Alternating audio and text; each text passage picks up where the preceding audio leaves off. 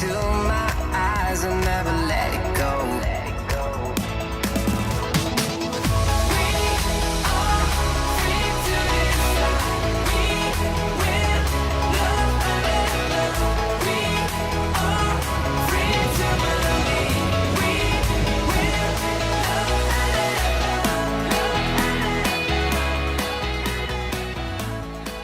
Guys, timer's broken. I think somebody hit it because we're actually running. Yeah, so they're just announcing they need more people to go fix the issue. So far, it just took one run. Chelsea took 2 runs because she had to get out of here to go pick up her grandfather who wants to come see some racing. So she's going to do that, and we are sitting here pretty much dead in the water waiting for the timer to be fixed. First run was meh. I got like a 37. I honestly think I can get it down to a 35 pretty easy. Into the 32, or yeah, 32 would be great, wouldn't it? 34 territory would be awesome. I think we have timer now. What I really want to concentrate on is just kind of simplifying the car a little bit. I've noticed a couple things. They're not big things, but like I bought these harnesses that fit in the seat pretty well, and they're by Sawbelt, so they're good material and they're not like cheap ones or anything. However, I've noticed getting into and out of the car, it's kind of a pain in the ass to even hit your GoPro on and stuff like that. And the more and more I like look at other people's cars, like, okay, not using a harness, and gets like PAX best time ever at Steel Cities and whatnot. Again, not using harness. Like, not a lot of people use harnesses. Even Jay's car over there, the Porsche, I think it's a GT3, I'm not really sure, but the Porsche over there, pretty high end.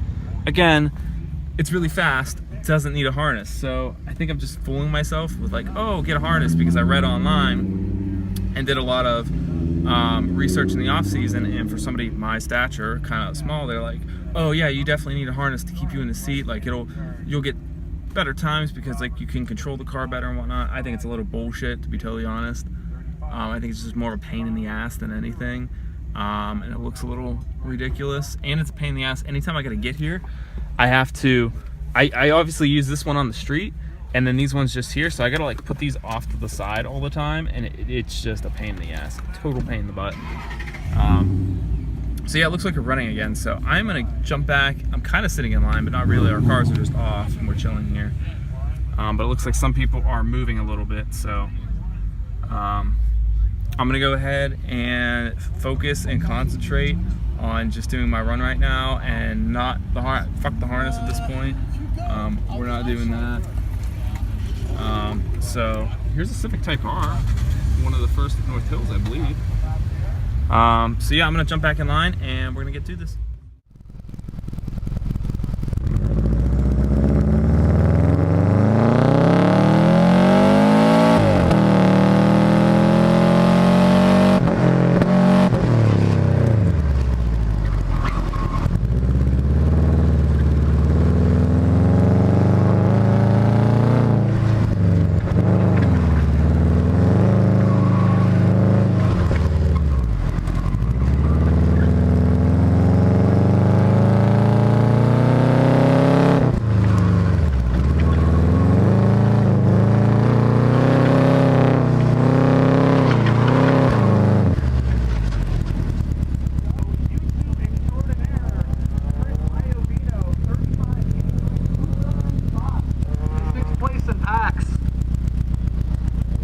I told Chris to get good, and he did. Jim Bromley out there. Jim was going to go to...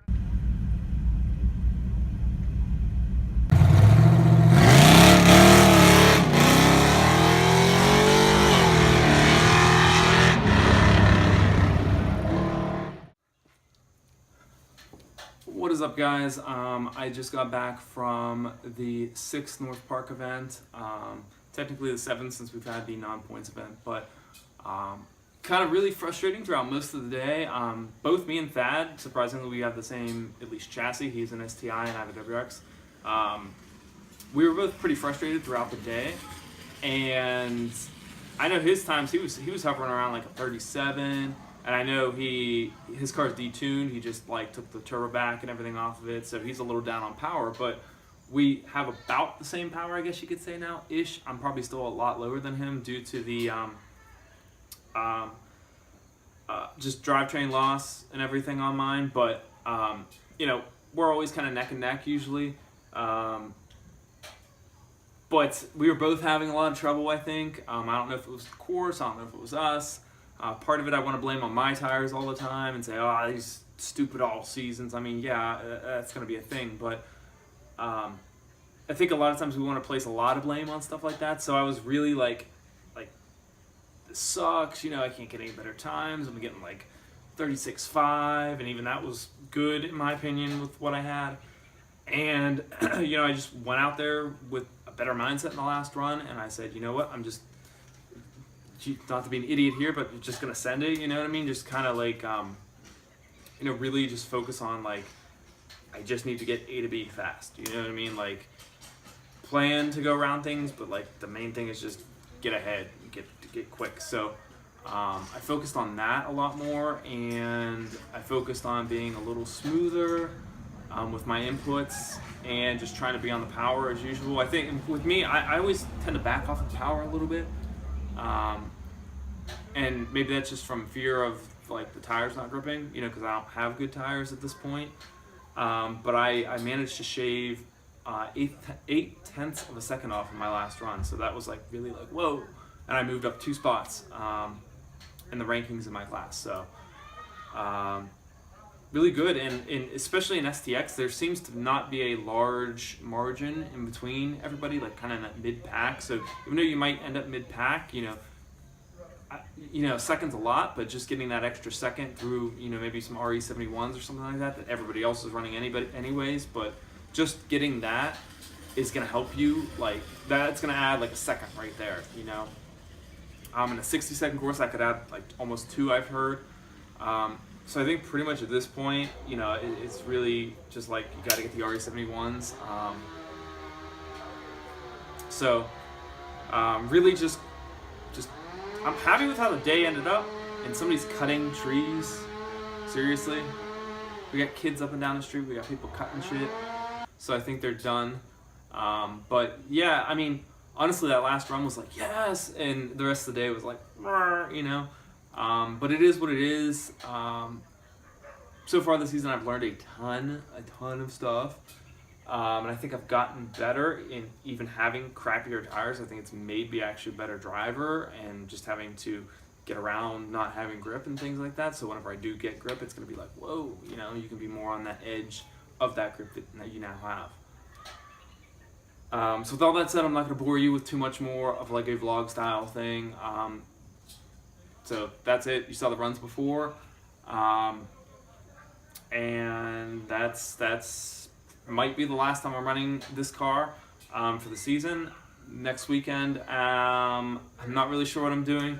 I'm officially in for Hershey. I did get in under the 150 driver mark. However, I think I'm gonna actually go to North Park instead and drive the Josh Reinhardt's Miata, because everything's Miatas today. Josh's Integra.